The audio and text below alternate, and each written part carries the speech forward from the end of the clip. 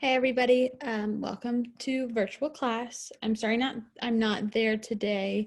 I am at a math retreat right now, a math conference on how to be a better math teacher. So I think I said that the other day, but today we're gonna start a new unit.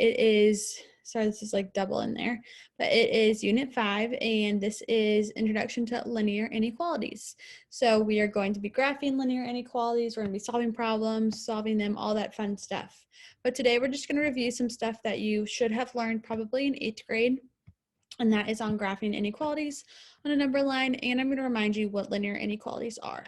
So if you're in your classroom at school today, you can probably find this note packet. If you're at home, it's posted a blank copy, and last case scenario, you can pull out a piece of paper. And remember, it's a YouTube video, so you can stop or pause as much as you want to. But let's just start going over the meaning of some of these words. So we have this first symbol right here. This is the less than symbol. So this means less than.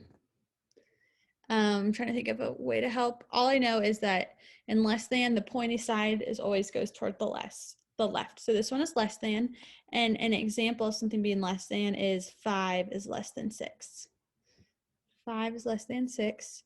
And then this next part, open or closed, has to do with us graphing something on a number line. So it might not make sense just yet, but a less than sign is an open circle. So that is open.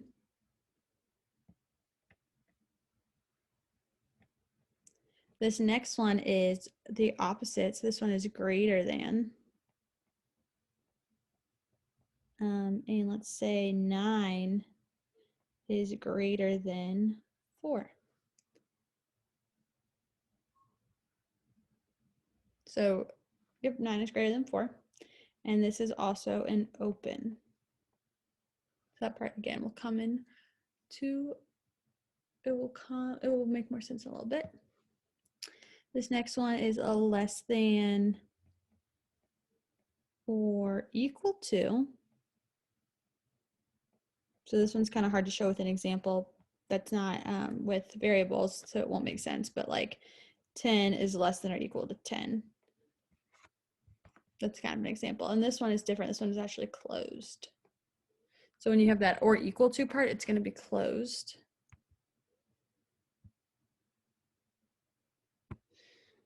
And then this one is greater than or equal to.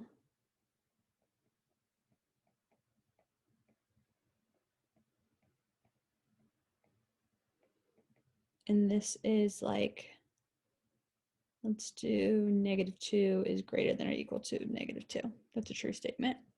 This is also closed. So that is this first chart.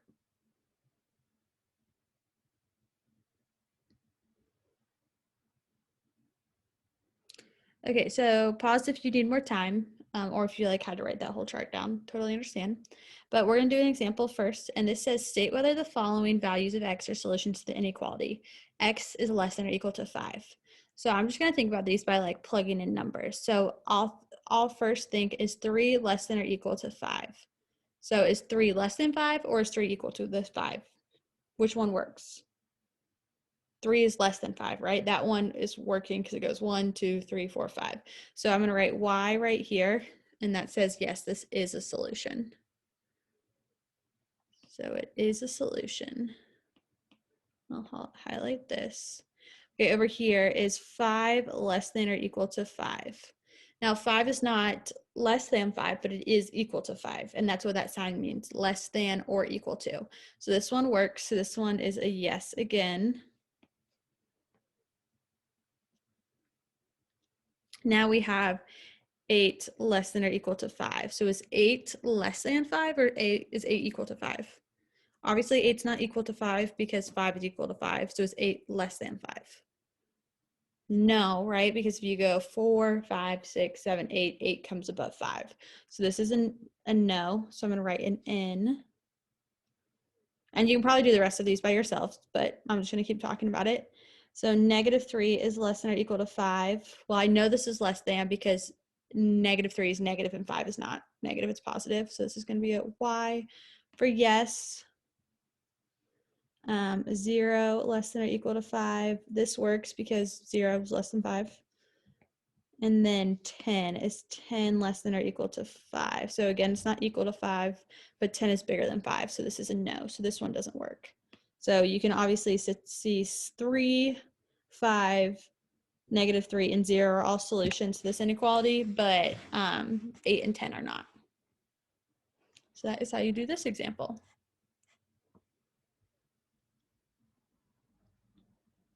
So from here, every example is just going to kind of build on itself. So this one, it says, plot the solutions to example 1 on the number line below using a closed circle.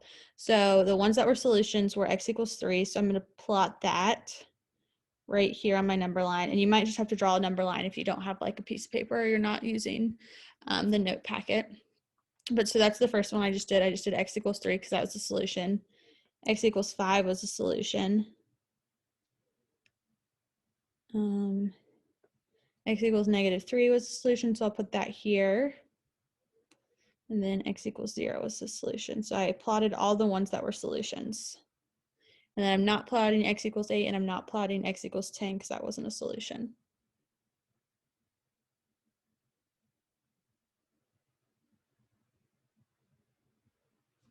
Okay, now I want you guys to try to answer this next question on your own. So pause it if you need to. But it says, thinking about the inequality, what does the shaded number area on the number line represent? So I'll give you like 30 seconds to think about it, and then I'm going to write what I think, but your answers have to go exactly with mine.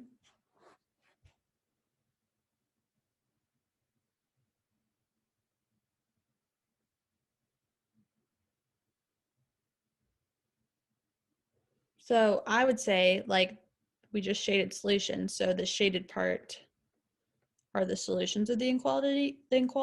The shaded parts are the solution of the inequality. It's just like where the inequality is true.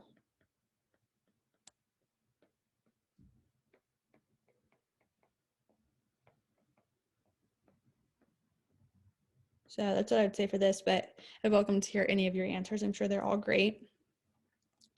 So that's what we're doing so far. We're just plotting those solutions.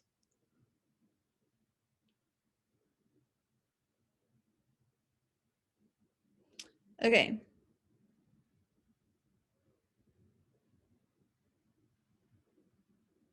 So read this next one. It says the blank are shaded when graphed on a number line. This is because the solution to inequality form a set using the number line from example to decide whether the number line should be shaded to the left or to the right. So I'm going to say the solutions are shaded when graphed on the number line.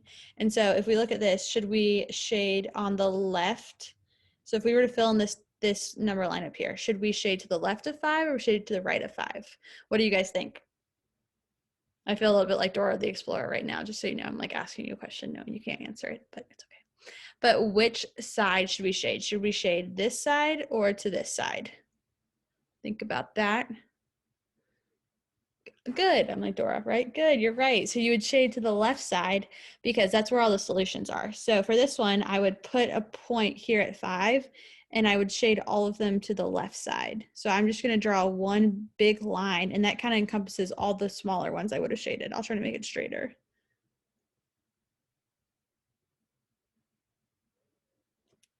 And up top, that would have incorporated 5, 3, 0, and -3. So I shaded to the left.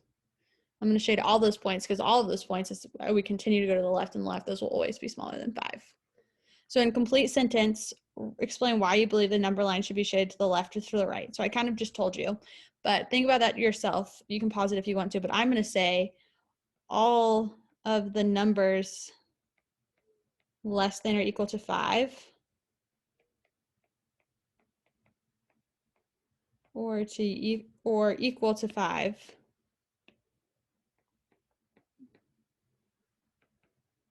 are on the left. So they're all like negative numbers and so on.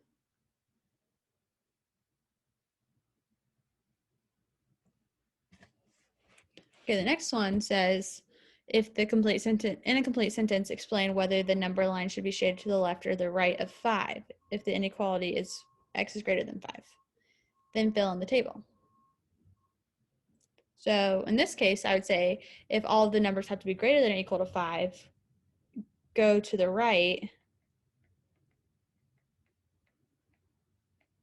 because all of those points are greater than 5.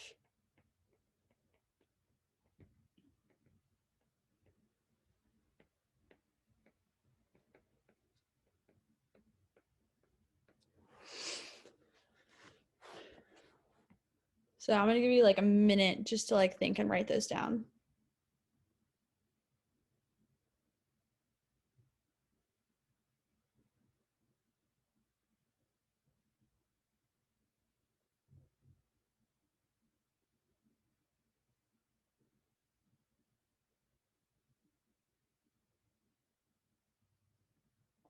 Okay, so now we have some symbols here. So we're gonna fill in this chart, but we're going to adding a new part now, right? So we're doing shading right or to the left. So if it's a less than sign, again, this is less than, and this is the same as the older chart. It is gonna be open.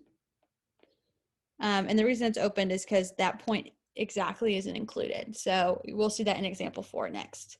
Open, and then for this one, we're gonna shade left. So same chart, we're just not doing the example. Instead, we're doing this idea of shade right or left. This one is greater than. So we're going to shade, it's open again. We're going to shade right. This is less than or equal to. So this is closed. So we're going to shade left. And this is greater than or equal to.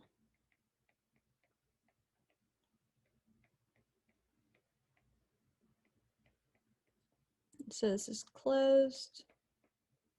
And we're going to shade right. So I'll give you a little second to finish writing that down.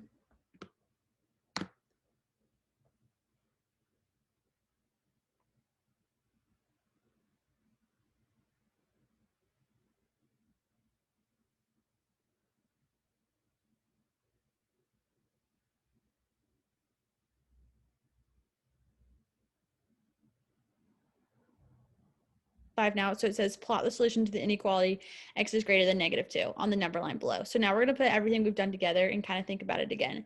So since x is greater than -2, that means x is greater than. And since it's just a greater than, not a greater than equal to, we're going to use an open circle. So I'm going to draw an open circle right here at -2. And then since it's a greater than, we're going to draw towards the right.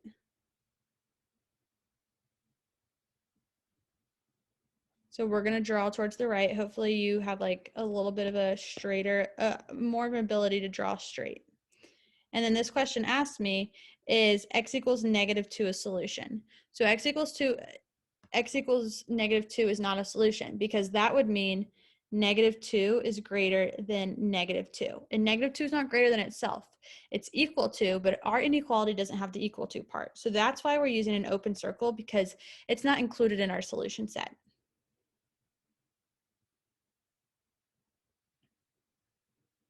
So that's example 5, and now we're going to do some more problems like that down here in example 6.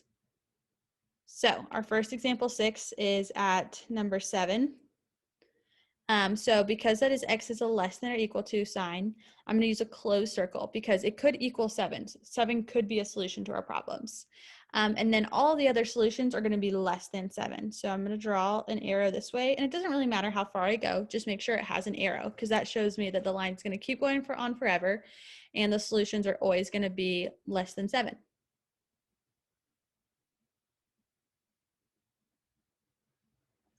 Okay, the next one is x is greater than 0. So x can't equal 0, so I'm going to draw an open circle instead of a closed circle.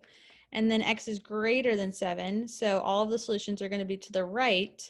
So like 1 would be a solution, 2 would be a solution, because those are all bigger than 0, and it would go on forever. Okay, I'm going to do the next two quickly, but I want you to check your work, okay?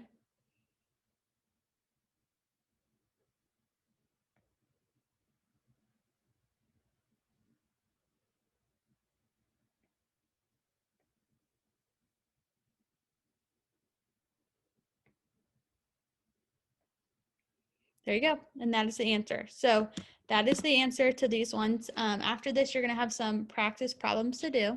And if you have any questions, just send me an email. I won't be here again tomorrow, so you'll have a video tomorrow as well. But let me know if you need any help. And I'm sorry I got a little confusing in the middle.